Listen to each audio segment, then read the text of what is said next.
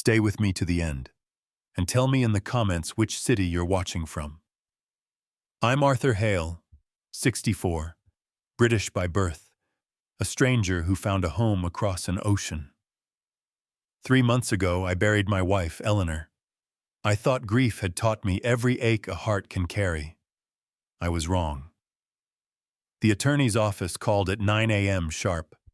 Mr. Hale, we're ready to finalize your late wife's estate at 2 o'clock. Polite, brisk, like booking a haircut. I dressed the way Eleanor liked. Navy jacket, pressed shirt, the tie with the tiny silver dots that softened my eyes. The mirror gave me back a man who looked older than last week. That happens when the house is too quiet. The clock grips harder. Downtown traffic moved like wet paint. I parked beneath the building, where concrete eats sound, took my folder and pen, and told myself I would be efficient. Then a voice reached me from behind a pillar. "Sir, please." "Don't go up yet." He stood beside a rolling cart, a man near my age with careful shoulders and a name patch sewn over a navy work shirt. Miguel. Bottles clinked softly on the cart like a pocket full of change. "I'm Miguel Santos," he said, keeping a respectful distance. "Day shift at your company's headquarters, night shift here. You don't know me, Mr. Hale, but I know your name. Your foundation's scholarship. You helped my boy. Rafael. We came up short, and you covered the gap. He's in his second year of engineering now. The scholarship was Eleanor's idea. No child should abandon study because of a bill, she said. We give them a bridge." I nodded. "Rafael, the one with perfect attendance?" Miguel's smile was quick and modest. "Yes, sir. Which is why I need to tell you this." He held up his phone. A photo. Printer queue on a glowing screen, time-stamped just before midnight. Document name. Amendment. Hale Trust. Signature page. Another photo, half-torn paper from the recycling bin. My name typed at the bottom, and above it a signature wearing my handwriting like a stolen coat. "I shouldn't have seen it," he said quietly. "But I clean after hours, and sometimes the floor tells on the people who walk it. 2 nights in a row, the same faces here late. Your daughter-in-law, that silver-haired lawyer. They didn't whisper like people helping a family. They whispered like people hiding from one. My mouth went dry." "What are you saying?" "I think they printed papers that don't belong to you," Miguel said, voice gentle but steady. "I think they'll ask you to sign while your heart is tired. Mr. Hale, you opened a door for my son when the world had none. I can't watch a door close on you." The car keys were ice in my palm. A tidy day is a tempting lie. But I've learned to listen when a stranger speaks with the weight of love in his voice. Love leaves fingerprints on truth. "What do I do?" I asked. Miguel braced, like a man squaring himself to weather. "Read out loud. Call someone who is yours before you sign anything. And if they rush you, don't move. People who carry light aren't afraid of time." I thanked him more awkwardly than I meant to. As I turned toward the lifts, he added, "Sir?" "Yes?" "My boy's grades. I keep them in my wallet like a charm." He tapped his pocket and then, almost apologetically, said, "I'm afraid for you today." "So am I," I said. Carrington and Pierce gleamed with mahogany and silence. The receptionist smiled the way good glassware catches light. "Conference A, Mr. Hale. They're ready for you, they were. 3 suits on one side, my daughter-in-law on the other. Tara, petite, polished, hair perfect in that mirror-approved way. For 8 years she'd called me Arthur with a sweetness that always tasted faintly of varnish. Dad, she said, rising to kiss my cheek. You look well. I've been worse, Anna said. Carrington, silver hair, silver watch, a man who'd never met a reflection he didn't admire, gestured to my chair. Mr. Hale, thank you for coming. We'll be efficient. A few routine signatures regarding Eleanor's wishes and a prudent structure for the estate's management. Prudent structure. I heard Miguel in my head. People with light aren't afraid of time. Before we start, I said, placing my phone face up and tapping record, I want a personal note of what's said. My memory is good, but my wife always said the pen remembers what the mind forgives. His smile thinned by a shade. As you wish. The first document matched expectation. The second matched fear, a trust with words that sounded like kindness and behaved like a leash, management, oversight, discretionary disbursement, with my son Daniel as trustee for the benefit of me. Interesting, I said evenly. Eleanor and I discussed many things. Not this Arthur, Tara softened her voice. We just want you comfortable. After everything, Daniel and I can handle the paperwork so you don't have to. My plate is fine, I said. It's my appetite you seem keen to reduce. A younger associate pushed a folder forward. There were incidents noted, sir. Understandable lapses, misplaced bills, confusion with dates. It's all in the statements. I opened the folder. A page in Tara's tidy hand described how I'd supposedly accused Daniel of stealing when he helped with receipts. A photo of me at a grocery counter, captioned as confusion over payment, when in truth I was teasing the cashier about his football team. Heat rose behind my eyes, the private heat of being rewritten in a story you didn't consent to. Let's be clear, I said softly. You're asking me to surrender the pen while you write the rest. Arthur, she murmured, we love you. Love isn't paperwork, I said. She twisted her ring. Grief is hard. Sometimes people don't see themselves slipping. I turned to the signature page, Hale that wasn't mine, and remembered Miguel's photo. I'll need independent eyes on all of this before I sign anything. Carrington cooled.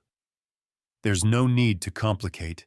There is every need, I said, and I won't be rushed. Something passed over Tara's face, an ungenerous little shadow. She glanced at the associate's laptop. He angled the screen away. The room adjusted itself by an inch into the shape of truth. The door cracked. A secretary slipped in. Mr. Carrington, building security is asking about last night's access logs. Not now, he snapped. Tara swallowed hard. I stood. We're done for today. I'll be in touch after a review. You can't just walk out, Mr. Hale, the associate blurted. You invited me to sign, not to stay, I said. I declined the first and exercised the second. I left their polished quiet for the hall's honest air. In the lift, my reflection looked older again, but not smaller. I thumbed a message. Miguel, thank you. I'll be careful. The dots pulsed. Thank God, he replied. I'm nearby if you need me. I didn't think I would. I was wrong again. Daniel was waiting by my car, 33, shoulders bent under a weight he'd pretended was muscle. He had always been my good boy, the one who whispered jokes to make Eleanor smile through pain. Dad, he said. Tara called. She said you're being difficult. The word landed like gravel. Difficult is refusing poison served on china. She's worried about you. She's worried about control. He frowned. You forgot Christmas dinner. You canceled because Tara was ill. You left the milk in the pantry. I'd been gardening for 3 hours and answered a call. I softened. Son, grief is clumsy, not foolish. Do you believe me when I say my mind is sound? He looked down. She's been telling me things for months. Little things. She said Mom told her she worried about you handling everything alone. Something stilled inside me. Your mother never doubted my mind. She worried I'd forget to eat when the house got quiet. That's different. He pinched the bridge of his nose. I don't know what to think. Think this, I said. The people asking me to sign are the same ones who printed papers at midnight and practiced my name like a mask. I showed him Miguel's printer photo and the torn page. Daniel's mouth opened and closed. Where did you get that? From a man whose job is to notice what others throw away, I said. A man whose son we helped. He looked as if he'd come up from deep water. Dad, did we do this? Did we doubt you because it was easier than asking for help? We? I asked gently. Or she? He didn't answer. The police arrived without sirens. Detective Maya Ortiz had the kind of eyes that lit up dark rooms. She listened, took copies, requested access logs and printer records, and spoke to me like a person, not a case. This won't be television, she said. It'll be slow. Slow is how truth stays put. Take what you need, I said. Give me back my name. Tara found a lawyer. Carrington performed dignity. Daniel stopped sleeping. I started. 2 days later, the doorbell rang at 2. Through the peephole, my son, wearing a face like a man who's been handed himself and doesn't like the weight. Tara beside him, immaculate and diminished. I let them in because I needed to hear them. The couch had kept Eleanor's laughter. It steadied me. Detective Ortiz had warned me, let them speak. Don't dress their words, Tara began with tears, as practiced as signatures. Arthur, I swear I want the truth, I said, not the flowers around it. The truth came out like a splinter, small, sharp, contaminated with excuses. The business drowning. Second mortgage stupid. Third mortgage panic. Credit cards breeding. She had followed me. To the bank, the store, church. Pinning ordinary moments to a board labeled evidence. She called Carrington because he knew how to structure things. Structure meant replace. Did you forge my name? I asked. She flinched. They said they could keep it clean if anything went wrong. They said no one would check. She cried with the violence of someone unsure whether she was sorry or trapped. Daniel, I said quietly, how much did you know? He stared at his hands. I knew about the debt. Not the rest. You knew enough to doubt me, I said. Enough to accept a plan that shrank your father into a monthly expense. He broke then, ugly and honest, the way boys cry when there isn't time to pretend. I thought I was protecting you. You were protecting your fear, I said. Fear told you I was an inconvenience to be managed. Tara's tone hardened. You don't need the money, Arthur. You live simply. We were going to make sure you had what you needed. I need my dignity, I said. You can't means test that. Silence pooled. Outside, a dog barked at nothing and won. Here's what happens now, I said. You cooperate with Detective Ortiz. You tell the truth about the documents. You make restitution for every bill you generated in the name of my betrayal. Daniel, You decide who you are without her voice in your head. And I swallowed. I will decide how much of my heart is still your home. Daniel nodded, broken and awake. Tara looked down at empty hands. 6 months later felt like a foreign country where I knew the words again. The courts did their work slowly, and then all at once. Carrington traded mahogany for a narrow bed and meals on a tray. 2 associates swallowed their plea bargains. Tara wore a fluorescent vest at the food bank and counted cans without counting herself special. Detective Ortiz phoned sometimes just to ask about the garden. Like Eleanor still lives here, I said. And she said that sounded like justice. Daniel left the echoing house with the unused pool, rented a modest flat, and bought a second-hand shame he's returning piece by piece. He works, really works. Calls me without asking for money. We meet for coffee on Thursdays and speak slowly, letting the pauses practice being bridges instead of cliffs.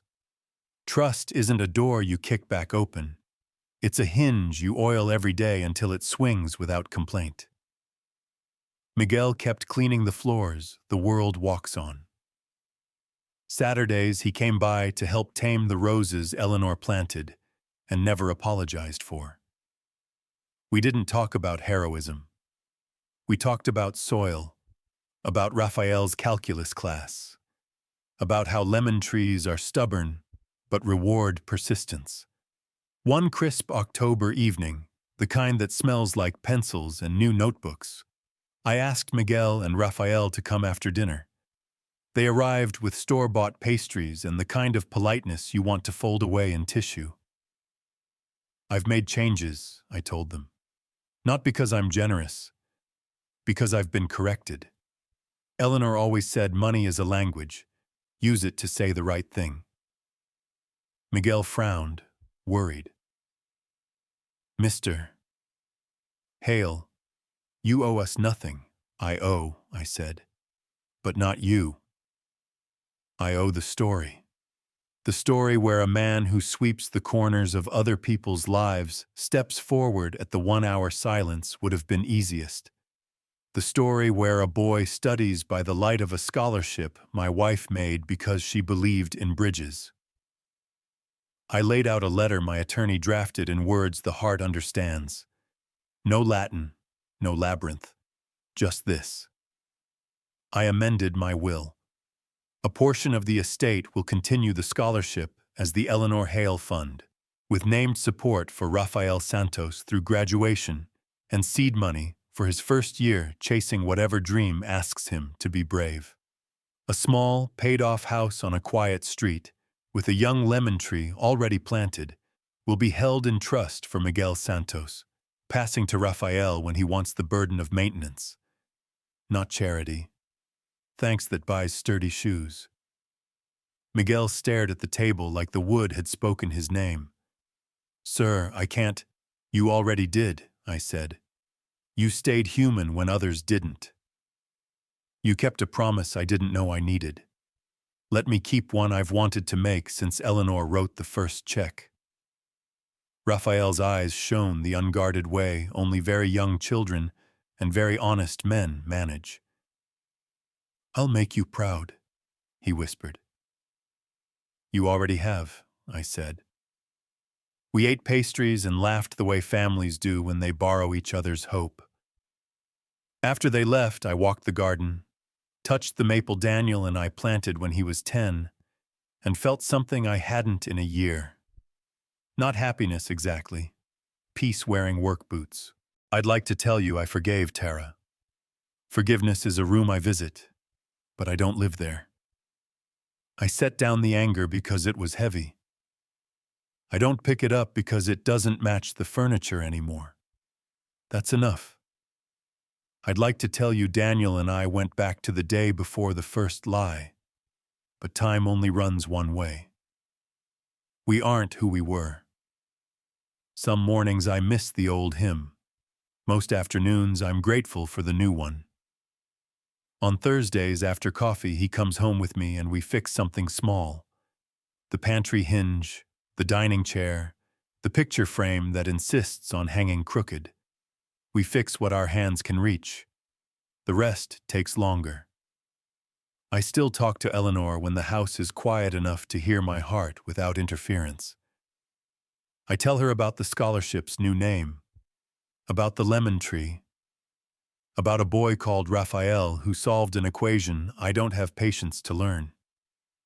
I tell her I'm keeping the promise we made when we were as young as people believe they'll always be. Use what we have to lift what we love. If you're watching this, maybe you came for the twist in the conference room. That wasn't the twist. The real turn was smaller and harder and more important. A stranger chose to keep faith with a kindness he wasn't obliged to remember. By doing that, he returned my name to me. Papers matter. People matter more. So here's what I learned. Offered to anyone bleeding quietly behind their ribs. If someone tries to rush you through a door, pause. People with light aren't afraid of time. If fear hands you a pen, set it down. It writes expensive stories. When you meet a Miguel in a car park, listen. The world hangs by threads you can't see. Some are mops, some are scholarships, most are hands. I was 64 when I discovered the best chapter of my life might be the one where I'm old enough to know I don't know everything and young enough to change my mind. If this story found you at the right time, tell me where you're watching from. Tell me if you've stood outside a door and felt your heart pound because the room was arranged against you. Tell me if someone you didn't expect reached for the light switch. I'll be in the comments, reading the cities, imagining the faces, grateful for the bridge between us. And if you have a moment after this, there are 2 more stories waiting at the end screen. They surprised me when I lived them. Maybe they'll surprise you too. Thank you for staying, for listening, for believing with me that truth, when it finally sits down, doesn't need to raise its voice.